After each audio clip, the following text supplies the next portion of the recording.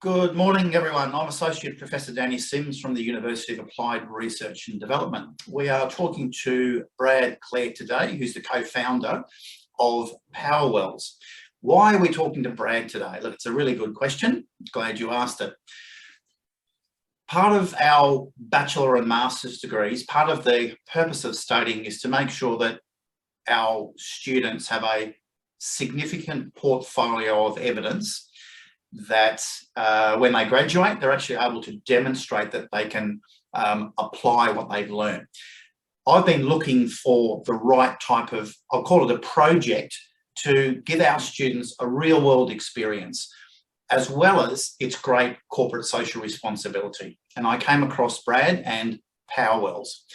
So what I'd like to do is have a chat with Brad today so he can explain exactly what he and his company does and the great stuff that he does globally. So thank you very much, Brad. Welcome to this chat session this morning with me. Let's start with, tell us a little bit about yourself. Tell us about this mad genius that's been able to create this Powerwells. Thanks, Danny, for having me here. I don't know about mad genius, but yeah, so basically just to get into it, I started Powerwells with a co-founder probably a few years ago. And the idea was to come up with, either, we were actually at a startup weekend, and the idea was to come up with a social or environmental, like a solution to either a social or environmental problem.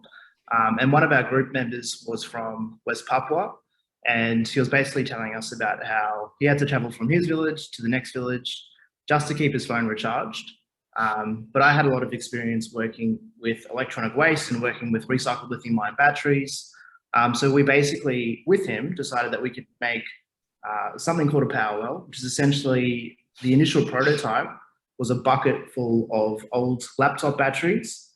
It had USB ports at the top so you could recharge your phone. It also had a light that was attached to it as well. And the idea is we would put these into a village that didn't have access to electricity, so that people could charge their phones and also have some form of light as well. So we actually started, so within about 2 weeks, we raised a few $1,000s and hopped on a plane and then flew over to Jakarta. And that's where we installed our very first Powerwell. So we were there for 5 days. We had no idea about anything. We didn't speak the language. We've never been to Indonesia before. We didn't know anyone over there. But basically within those 5 days, we found like a whole heap of dead laptop batteries. I had to wire them together in the hotel room. On the third day, we found a paint bucket. We chucked it into the paint bucket. And then on the fourth day, we hired a car and then drove for as far as we could until we found a place that didn't have any electricity. So I think we ended up driving for about 11 hours outside of the city of Jakarta. And then at nighttime, we actually only got about 100 Ks. But that's how bad the traffic is over there. But at nighttime, we were speaking to an electrician who was fixing a power outage. And we just asked him if he knew of any places that didn't have any electricity. And he told us about his parents' village where he grew up in. They didn't have any electricity. So we drove out there the next day with him. We drove up a mountain as far as we could. Our car got a flat tire, and then we had to walk the rest of the way. But we basically hiked up a mountain with a Powerwell on our back, a solar panel, and installed our very first Powerwell within 2 weeks of actually coming up with the idea. So it kind of just proved to us that what we're doing is valuable. It's like, it can really help people. But yeah, which is a really kind of, we're definitely like confirming a lot of the things that we thought were actually an issue over in Indonesia, like people not having access to electricity, that there was e-waste that we could use to actually build the system. But yeah, that also gave us a bit of traction. So we got some more sponsorships. We got sponsored by Jetstar for a little bit, and they flew us over to Indonesia quite a lot, which helped us, develop our product to what it is today, which is a lot better than a paint bucket.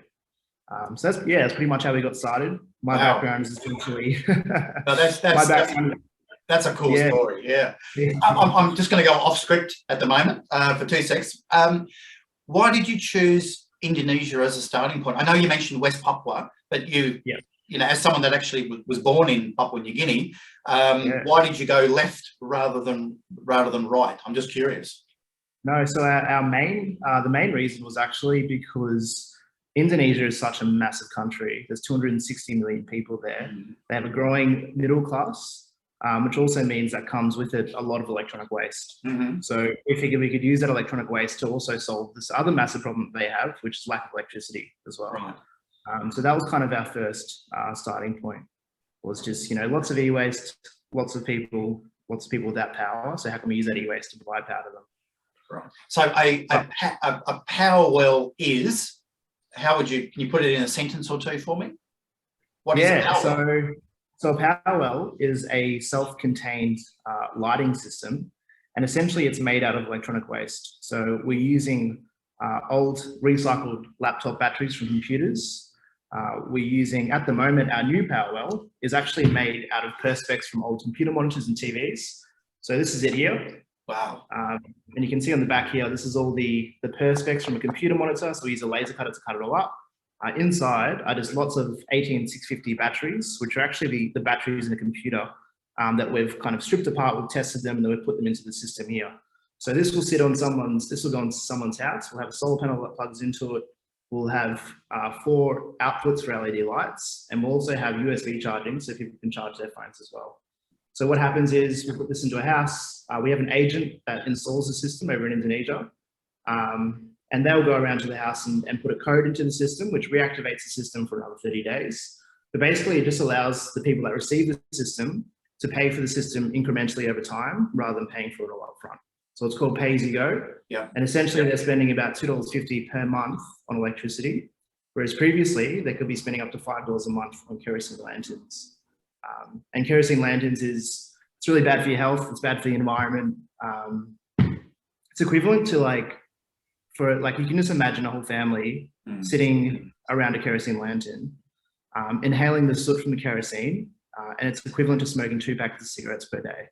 So you've got children, you've got grandparents, you've got everyone sitting around this kerosene lantern and just inhaling all the fumes and the soot. So we're trying to provide a more sustainable lighting source and also recycle electronic waste at the same sort of time as well. Yeah, brilliant. Look, I remember in one of our initial discussions you mentioned, and this is something I asked you to comment on, what is the percentage of the recycling of the batteries in the e-waste?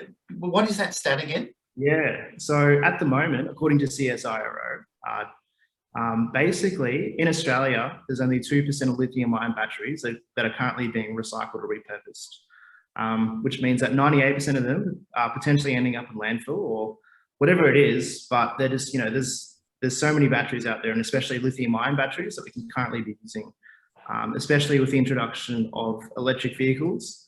So electric vehicles are growing by 17% per annum, but we're only recycling these batteries or repurposing them at 2%. So there's a massive gap there.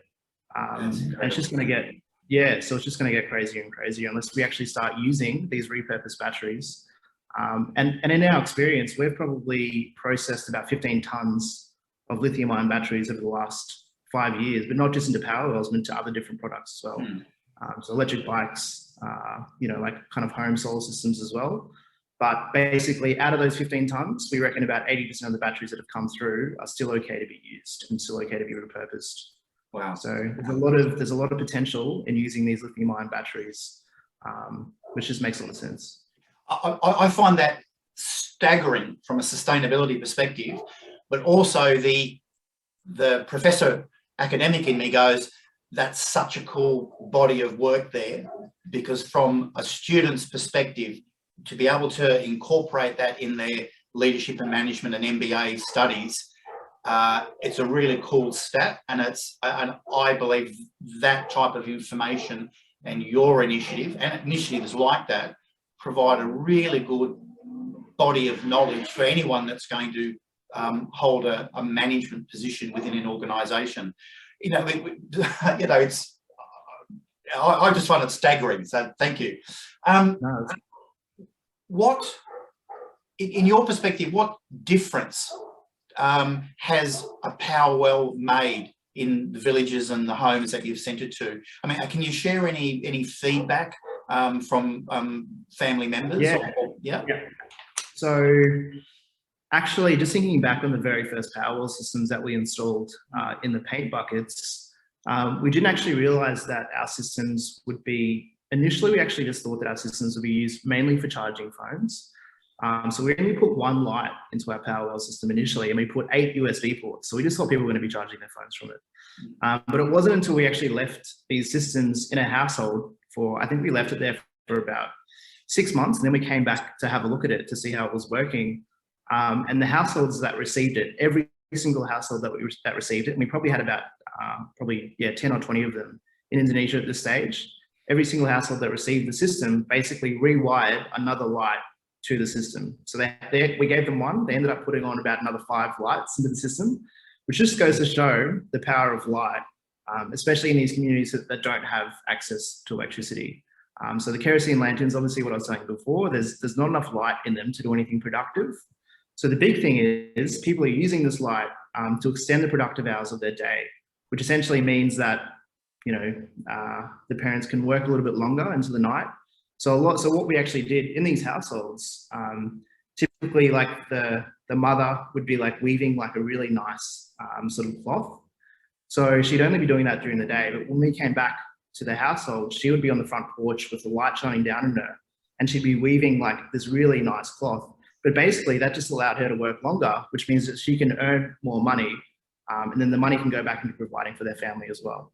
So that's the big thing is how these, how this light actually extends the productive hours of the day, which means that parents can earn more, and then that students can also learn more as well. So that's the really, really important thing here. Wow, that is really encouraging to hear that. At the moment, you said you're shipping to Indonesia. Are there any plans to go to any other countries? I mean, I've looked at your website and references to Papua New Guinea and other areas. So what's the grand plan, Brad? So what we want to do is we want to set up decentralized manufacturing in different countries. So at the moment, we're currently, in Logan, we're pulling apart these batteries, we're testing them, and then we're actually manufacturing them in Logan here. But ideally, we'd be using the waste in all these other different countries and then teaching the locals there how to build a system so they can send them to their communities that need them as well. So that's the big plan, is like, how can we create all these different little manufacturing hubs to allow people to use their waste to provide power for their own people. So mainly in Indonesia at the moment, so that's kind of where we're testing it all out, but we know that it works. But we're also looking into PNG as well. So Danny, if you have any contacts over there, we'd love to get involved into PNG as well. Look, I definitely do. And once we finish our chat today, let's have a further discussion about that. As you know, for the bachelor's, undergraduate and postgraduate cohorts that go through our programs, that a portion of their fees will go towards the production of a Powerwell. So there'll be cohorts that will be responsible with their fees to send a Powerwell to Indonesia, Papua, or wherever, and also use it as part of their studies. So can individuals or corporates get involved as well? Is there an opportunity that a corporate might want to donate some money, and how much is that, and how would they do that? Yeah, absolutely. So that's kind of the big thing that we've just realized recently. Due to the pandemic, we've actually had to think about how we can change, how we can raise money back here in Australia. And we've actually created this really cool workshop that we hold for maybe, between 1 to 2 hours. We'll work with like a group of employees from a corporate. So we've worked with Technology One. So just for example, we had Technology One come into our workshop. They spent like half an hour pulling apart batteries, testing batteries. They spent, another half an hour like assembling the enclosure. And then we also told them our story and told them the impact of the system as well. So corporates can get involved by doing these workshops. We can engage their staff to build these systems. And then they can actually pay for a system, and we'll send that system over to Indonesia on behalf of the company. And then we can report back the impact of the system as well. Wow. So for instance, once we install the system, we can see exactly how many hours of light were provided. We can see exactly how many phones we've charged. So it's like real evidence to show them the impact of what they're actually investing in as well. So we can also brand the Powerwell systems with the corporate logo. So this one here was actually donated by Coverforce, which is an insurance brokerage in Brisbane. So they do a workshop, and we worked with like 10 or 15 of their employees, and they built a few Powerwells that we're going to send over to Indonesia on behalf of their company. But yeah, that's a great way to kind of engage corporates, not only to, you know, engage their staff in learning about sort of the stuff that they're doing, but also to give them that sense that they're actually, you know, kind of doing something that's valuable for the environment and also valuable for other people as well. So yeah, if anyone wants to get in contact with us, you can just log onto our website, so it's just powerwells.org, send us an email, and we can arrange to do some workshops with you guys. Brilliant. And if an organisation, for example, I'm very parochial and very proud that your workshop is literally half an hour from where I live. Yeah. People in other states and other countries, if they're interested in participating, how much basically how much would it cost them to produce one and have it sent to a family? Yeah, so at the moment it's just $500 per system, so that pays for everything. It pays for the labor involved in putting together the systems here in Logan. It pays for the manufacturing of the circuit boards. It pays for the solar panels, the lights, the shipping, logistics, all the taxes and everything as well. So $500 per system is how much it costs. To essentially provide power. Yeah, 500 Australian dollars. Yeah. Yeah, 500 Australian. Yeah. Essentially to provide power to a family for, you know, plus 5 years plus. So it's not much of an investment for the social and like environmental impact that it has. Wow, that's great. Look, Brad, I could literally chat to you for hours about this, but we need to keep it short. Thank you very much for taking the time to speak with me today. I'm really looking forward to sending you my first cohorts for 2022, and I'll certainly put the word out with the corporates that I know to see if they're willing to get involved as well. Thank you very much for your time today, Brad. Thanks very much, Danny. Great chatting to you as well, mate. Thanks.